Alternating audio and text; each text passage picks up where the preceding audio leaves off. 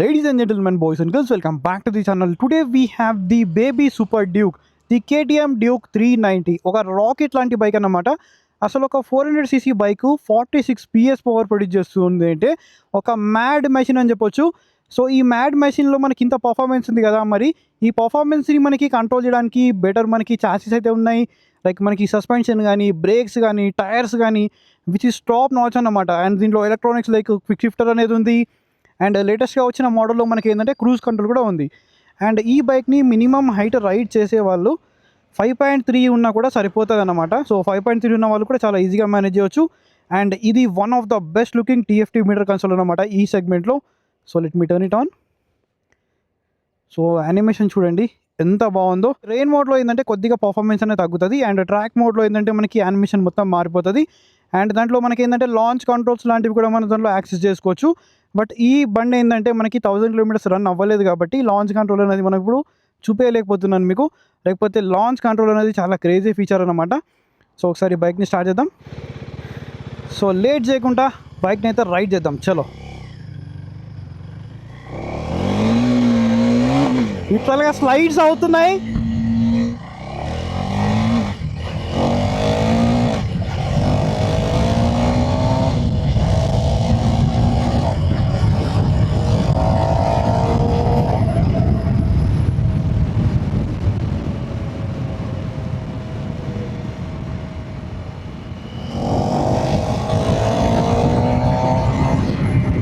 Performance అయితే crazy ఉంది అసలు.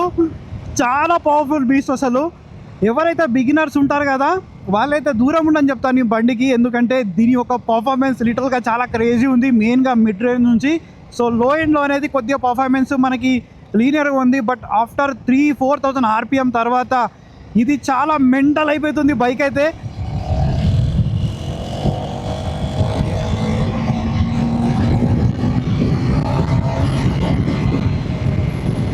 సో క్రేజీ పర్ఫార్మెన్స్ అసలు. నోట్లో నుంచి నాకు లిటరల్గా మాటలు రావట్లేదు. ఓ మై గాడ్, అసలు పర్ఫార్మెన్స్ అయితే చాలా బాగుంది అసలు.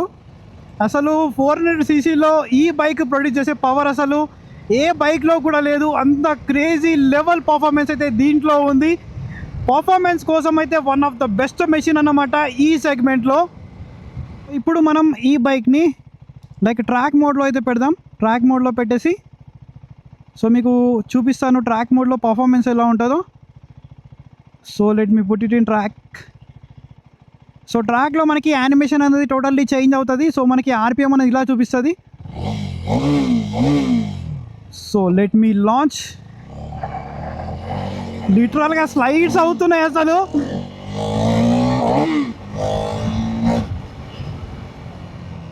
So breaking is too good. ఒకసారి మళ్ళీ మీకు ఇక్కడ బ్రేకింగ్ అనే టెస్ట్ చేసి చూపిస్తాను.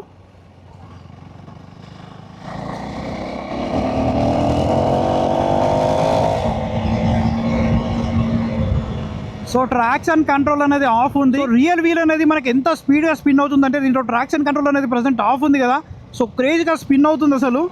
ఒకసారి ఇక్కడ మనం బ్రేకింగ్ అనేది టెస్ట్ చేద్దాం. So breaking is too good అసలు. బైట్ అండ్ రెస్పాన్స్ అయితే చాలా బాగుంది. సో ప్రజెంట్ దీంట్లో రియర్ ఏబిఎస్ అనేది ఆఫ్ ఉంది. ఒకసారి ఇక్కడ బ్రేకింగ్ అనేది టెస్ట్ చేద్దాం. సో లిటరల్గా స్లైడ్ అవుతుంది, ఏబిఎస్ అనేది ఆఫ్ ఉంది కాబట్టి. ఒకసారి క్విక్ షిఫ్టర్ అనేది టెస్ట్ చేద్దాం.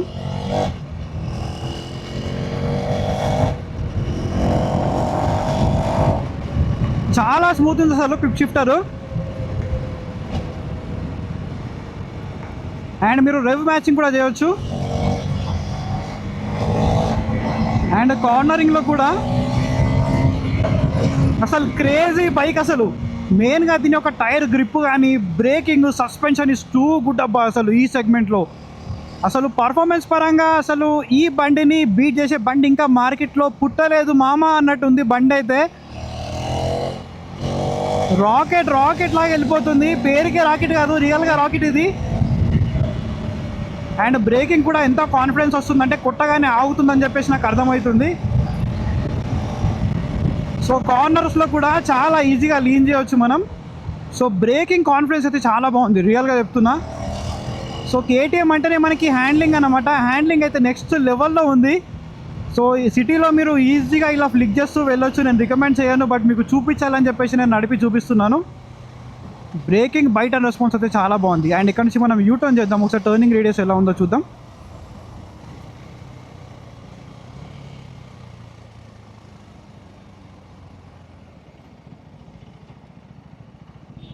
సో టర్నింగ్ రేడియస్ బాగుంది, అసలు ఈజీగా మీరు ఫ్లిక్ చేసుకోవచ్చు. మళ్ళీ పర్ఫార్మెన్స్,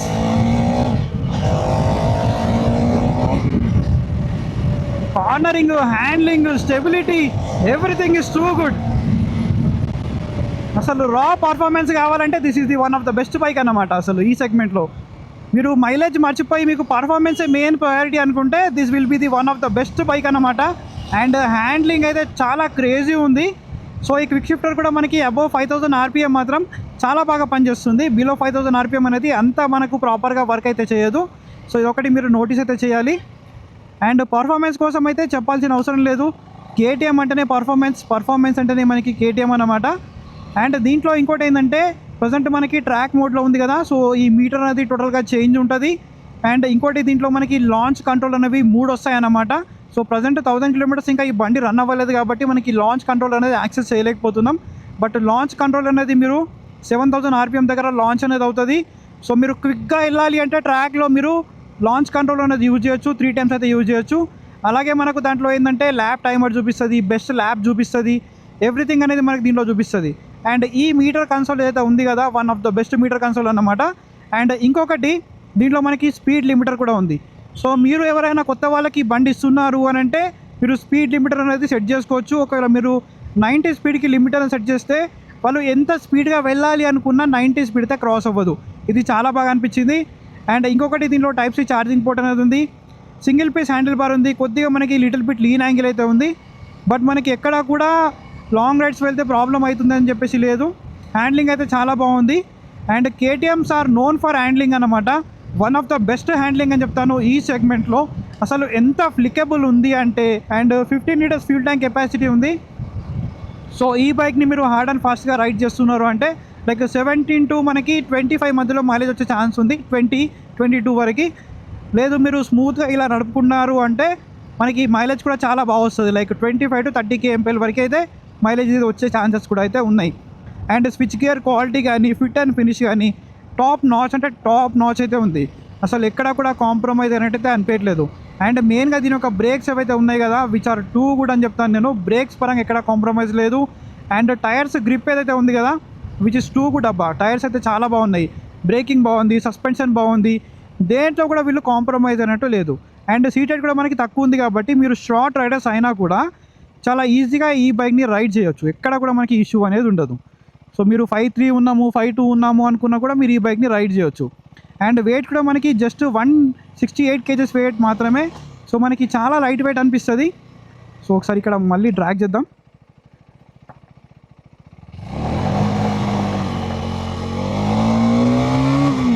సో స్లైడ్స్ అయితే చాలా క్రేజీగా స్లైడ్స్ కొడుతుంది బండి, అసలు టూ క్రేజీ అబ్బా చెప్పాలంటే. అండ్ హ్యాండ్లింగ్ కూడా చూడండి, నేను ఈ స్పీడ్లో, సో ఇక్కడ మట్టి ఉంది, ఓవరాల్గా ఇక్కడ కూడా స్కిడ్ అవుతున్నట్టయితే లేదు. సో మనకి ట్రాక్షన్ కంట్రోల్ కూడా ఉంది, బట్ ప్రజెంట్ ట్రాక్షన్ కంట్రోల్ అనేది ఆఫ్ ఉంది. సో మనకి ట్రాక్షన్ కంట్రోల్ అనేది ఆన్ ఉంటే కనుక మనకు ఇలాంటి రోడ్లో చాలా ఈజీగా కిక్కిన్ అవుతుంది, ఎక్కడ కూడా మనకు టైర్ స్కిడ్ అయిపోయి పడిపోయే ఛాన్స్ అయితే అస్సలు ఉండదు. అండ్ ఈ బైక్లో మనకి వైబ్రేషన్స్ ఉన్నాయా అంటే డెఫినెట్లీ ఇది ఒక సింగిల్ సిలిండర్ ఇంజన్ అండ్ చాలా పవర్ఫుల్ ఇంజన్ కాబట్టి వైబ్రేషన్స్ అయితే లైక్ 6-7,000 ఆర్పిఎం దగ్గర మనకి వైబ్రేషన్స్ అయితే నోటిసబుల్ అయితే ఉంటాయి, బట్ పెద్ద ఇష్యూ అయితే ఏం కాదు. సో ఇది ఒక బైక్ క్యారెక్టర్ అన్నమాట. సో స్పీడ్ బ్రేకర్ మీద చెక్కిద్దాం. సస్పెన్షన్ అయితే చాలా బాగుంది, అసలు ఎక్కడ కూడా ఇష్యూ అనేది లేదు. అండ్ ఇంకోటి ఏంటంటే దీనిలో ఫుల్లీ అడ్జస్టబుల్ సస్పెన్షన్ వస్తుంది, like compress and rebound. So మనకి కంప్రెషన్ అండ్ రీబౌండ్ రెండు కూడా ఉన్నాయి కాబట్టి, సో ఇప్పుడు స్పీడ్ బ్రేకర్ వచ్చింది కదా, స్పీడ్ బ్రేకర్ వచ్చినప్పుడు నేను ఇది సెట్ చేసుకుందాను అనుకోండి, ఎంత కిందికి వెళ్ళాలి అలాగే రిటర్న్లో మనకి ఎంత రివర్స్లో రావాలి అనేది ఇది కంప్రెషన్ అండ్ రీబౌండ్ అన్నమాట. సో ఇక్కడ మనకి కంప్రెషన్ ఉంది అండ్ ఇక్కడ రీబౌండ్ అయితే ఉంది. సో మనం దీన్ని ప్లస్ మైనస్ చేసి మనం అడ్జస్ట్ అయితే చేసుకోవచ్చు. సో ఈ సస్పెన్షన్ గురించి మీకు ఐడియా ఉంటే కనుక మీరు చేసుకోవచ్చు, లేకపోతే షోరూమ్కి విజిట్ చేస్తే మీరు అక్కడ సర్వీస్ సెంటర్లో వాళ్ళు చేసిస్తారన్నమాట. అండ్ రియర్ది కూడా మనకి ఫుల్లీ అడ్జస్టబుల్. సో ప్రీలోడ్ అనేది మనకు 10 స్టెప్ వరకు వస్తుంది అండ్ మనకి రీబౌండ్ కూడా వస్తుంది. సో సింపుల్గా చెప్పాలంటే, సో మనకి గుంతల రోడ్లో సస్పెన్షన్ ఇలా కిందికి పైకి వస్తూ ఉంటుంది కదా, సో ఎంత కిందికి వెళ్ళాలి, ఎంత రిటర్న్లో ఎంత ఫాస్ట్గా రావాలి అని చెప్పేసి ఈ కంపారిజన్ అండ్ రీబౌండ్ అన్నమాట. అండ్ ఇంకోటి కొత్త దాంట్లో మనకి క్రూజ్ కంట్రోల్ కూడా ఉంది. సో మీరు హైవే పైన లాంగ్ టూర్స్ చేస్తున్నారు అంటే సో క్రూజ్ కంట్రోల్ అనేది మీకు చాలా బాగా యూజ్ అవుతుంది. సో మీరు ఒక 60-70 స్పీడ్లో క్రూజ్ కంట్రోల్ అనేది యాక్టివేట్ చేసి పెట్టేశారు అంటే మీరు ఈజీగా వెళ్ళిపోవచ్చు, ఎటువంటి ఇష్యూ అనేది కూడా ఉండదు. సో మీరు సింగిల్ హ్యాండ్ పట్టుకొని సో ఇలా సింగిల్ హ్యాండ్ యూజ్ చేసుకొని క్రూజ్ యాక్టివేట్ చేసుకొని మీరు వెళ్ళిపోవచ్చు. కావాలంటే మీకు హ్యాండ్స్ కూడా వదిలేసుకోవచ్చు, బట్ నేను రికమెండ్ అయితే చేయను. సో ఈ బైక్ ఎలా ఉంటుందంటే ఎప్పుడు మనకి హై ఆర్పిఎమ్స్లో మాత్రమే ఉండాలి. సో లో ఆర్పిఎమ్స్కి అయితే సూటబుల్ కాదు ఈ బండి. సో మెయిన్గా నువ్వు థ్రాటిల్ ఇవ్వు నేను వెళ్తాను అన్నట్టే ఉంటుంది బండి. మెయిన్గా పర్ఫార్మెన్స్ కోసమే అన్నమాట ఈ బండి. అండ్ సర్వీస్ కాస్ట్ గురించి మాట్లాడితే సర్వీస్ కాస్ట్ కూడా మరీ అంత ఎక్కువేమి ఉండదు. సో మీకు నార్మల్గా 2500 లోపల నాకు తెలిసి ఫ్రీ సర్వీస్ అయిపోయి ఉండొచ్చు. అండ్ లైక్ మీరు పెయిడ్ సర్వీస్ కూడా లైక్ 4500 లోపల మీకు పెయిడ్ సర్వీస్ కూడా అయిపోతుంది. లైక్ ఇంక్లూడింగ్ ఒకవేళ బ్రేక్ ప్యాడ్స్ అయితే మేబీ కొంచెం ఎక్కువ కూడా అవ్వచ్చు. సో మీరు ఆన్ అండ్ యావరేజ్గా ఈ బైక్ని ఒక ఇయర్లీ 2 టైమ్స్ సర్వీస్ చేయించినా కూడా ఒక 8,000 to 9,000 రూపీస్ మాత్రమే అవుతుంది. సో అంతకన్నా ఎక్కువైతే కాదు. ఒకటి ఏంటంటే మనకి టైర్స్ చేంజ్ చేసినప్పుడు కాస్ట్ అనేది పెరుగుతుంది, ఎందుకంటే these tyres are too expensive అనమాట. సో మనకు పర్ఫార్మెన్స్ ఉన్నప్పుడు టైర్స్ కూడా కావాలి మంచివి, అప్పుడే మనకి రోడ్ పైన మంచి గ్రిప్ మంచి కాన్ఫిడెన్స్ వస్తుంది. సో మీరు ఈ 46 PS పవర్ని మీరు కంట్రోల్ చేయాలి అంటే మీకు బ్రేకింగ్తో పాటు టైర్స్ కూడా బాగుండాలన్నమాట. సో చాలా కంపెనీస్లో ఏంటంటే పర్ఫార్మెన్స్ ఇచ్చేస్తారు, బట్ టైర్స్ అండ్ బ్రేక్స్లో కాంప్రమైజ్ అవుతారు. సో ఎంత పర్ఫార్మెన్స్ ఉన్నా మనకి టైర్స్ అండ్ బ్రేక్స్ బాగాలేకపోతే ఆ బండి ఇక కొనుక్కోవడం వేస్ట్ అని చెప్తాను. ఎందుకంటే పర్ఫార్మెన్స్ ఉన్నప్పుడు ఆ పర్ఫార్మెన్స్ని మనం కంట్రోల్ చేయడానికి, మనకి ఆ గ్రిప్ ఇవ్వడానికి, ఆ కాన్ఫిడెన్స్ ఇవ్వడానికి బ్రేకింగ్ అలాగే మనకి టైర్స్ అనేది బాగుండాలి. సో అదే చాలా ఇంపార్టెంట్ అన్నమాట. సో చాలా కంపెనీస్ అవి కాంప్రమైజ్ అవుతారు, బట్ వీళ్ళు ఎక్కడా కూడా కాంప్రమైజ్ అనేది అవ్వలేదు. సో హీటింగ్ ఇష్యూ మరి ఈ బైక్లో ఉందా అంటే మనం 400cc తీసుకొని హీటింగ్ లేదు అని చెప్పేసి నేను చెప్పలేను. సో హీటింగ్ అయితే ఉంది. సో లాస్ట్ 3 hours నుంచి నేను ఈ బైక్ని యూజ్ చేస్తున్నాను. సో చాలా అంటే చాలా స్పీడ్గా కూడా వెళ్ళాను, ఎక్కడ కూడా నాకు ఇష్యూ అయితే అనిపించలేదు. సో బండి అవసరం లేని ప్లేస్లో కూడా హీట్ అవుతుంది అన్నట్టు నాకు ఎక్కడ కూడా అనిపించలేదు. సో హీట్ అయితే లిటిల్ బిట్ తెలుస్తుంది, బట్ ఎండ కూడా చాలా ఎక్కువ ఉంది ఈరోజు. సో నాకు హీటింగ్ పరంగా ఎటువంటి ఇష్యూ అనేది నాకు అనిపించలేదు. సో నేను ఆల్మోస్ట్ ఈ మధ్య కొద్ది ప్రీమియం బైక్స్ కూడా నడుపుతున్నాను కదా. సో నాకు అలవాటు అయిపోయింది అనమాట. లైక్ కొత్త వాళ్ళు ఈ బైక్ నడిపితే డెఫినెట్లీ హీటింగ్ అనేది తెలుస్తూ ఉంటుంది. అండ్ ఈ బైక్ పర్ఫార్మెన్స్ని కూడా చాలామంది కంట్రోల్ అయితే చేయలేరు. సో బిగినర్స్ ఉన్నారు అనుకుంటే మాత్రం ఒక్కసారి ఈ బైక్ని టెస్ట్ రైడ్ చేసి చూడండి. పర్ఫార్మెన్స్ అయితే చాలా క్రేజీ ఉంటుంది అసలు. సో ఇంతకుముందు మీరు 25 bhp 30 bhp వరకు నడిపి ఉన్నారు అంటే యూ క్యాన్ మేనేజ్ చేయొచ్చు దీన్ని. బట్ మీరు లైక్ 15-20 bhp నుంచి వస్తున్నారు అంటే డెఫినెట్లీ మీకు ప్రాబ్లం అయితే అవుతుంది. ఒకసారి మీరు కొనే ముందు టెస్ట్ రైడ్ చేయండి. సో మాకు లుక్స్ నచ్చాయి, బండి బాగుంది అని చెప్పేసి కొండం కాదు. అండ్ ఇలాంటి రోడ్లో ఒకసారి సస్పెన్షన్ చూద్దాం. సో ఇలాంటి రోడ్లో కూడా సస్పెన్షన్ నాకు మరీ స్టిఫ్ ఏం అనిపిస్తలేదు. సో బాగానే ఉంది. సో డే టు డే లైఫ్లో మనకి ఇలాంటి బ్యాడ్ రోడ్స్ కూడా వస్తూ ఉంటాయి కాబట్టి మనకు దాంట్లో కూడా ఎటువంటి ఇష్యూ అనేది ఉండదు. సస్పెన్షన్ కూడా చాలా బాగుంది. సో ఇది ఓవరాల్గా KTM డ్యూక్ 390 ఒక రైడ్ రివ్యూ అన్నమాట. సో ఎవరికైతే మెయిన్గా పర్ఫార్మెన్సే కావాలి, సో టాప్ నాచ్ పర్ఫార్మెన్స్ కావాలి ఈ సెగ్మెంట్లో, మంచి బ్రేకింగ్, మంచి సస్పెన్షన్, మంచి electronics, so everything like tyres కానీ, బ్రేక్స్ కానీ, సస్పెన్షన్ కానీ, పర్ఫార్మెన్స్ కానీ, ఎలక్ట్రానిక్స్ కానీ దేంట్లో కాంప్రమైజ్ ఉండొద్దు. అండ్ 4 lakh రూపీస్లో రావాలి అనుకుంటే this is the one of the జమ్ అన్నమాట ఈ సెగ్మెంట్లో. సో ఒక బేబీ సూపర్ డ్యూక్ అని కూడా దీన్ని పిలవచ్చు. లైక్ హ్యాండ్లింగ్లో కాంప్రమైజ్ లేదు, బ్రేకింగ్లో కాంప్రమైజ్ లేదు, టైర్ గ్రిప్లో కాంప్రమైజ్ లేదు, పర్ఫార్మెన్స్లో కాంప్రమైజ్ లేదు. లైక్ TFT మీటరు అండ్ దీంట్లో లాంచ్ కంట్రోల్ ఉంది అండ్ క్రూజ్ కంట్రోల్ అయితే ఉంది. అండ్ ఇంకోటి ఏంటంటే దీనిలో క్విక్ షిఫ్టర్ ఉంది, అది కూడా బై డైరెక్షన్ అన్నమాట. సో మీరు క్లచ్ యూజ్ చేయకుండానే గేర్స్ అనేది అప్ చేయొచ్చు, డౌన్ చేయొచ్చు, విచ్ ఇస్ 2 కూడా అని చెప్తాను ఈ సెగ్మెంట్లో.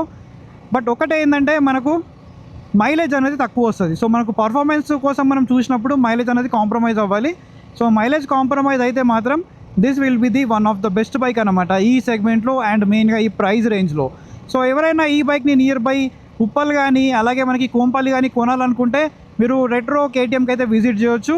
సో మీకు కాంటాక్ట్ డీటెయిల్స్ కూడా నేను కింద డిస్క్రిప్షన్లో ప్రొవైడ్ చేస్తాను. So this is all about this video. I will see you in another video. Until then take care, keep loving, keep supporting. Signing off your moto boy VK. Boom.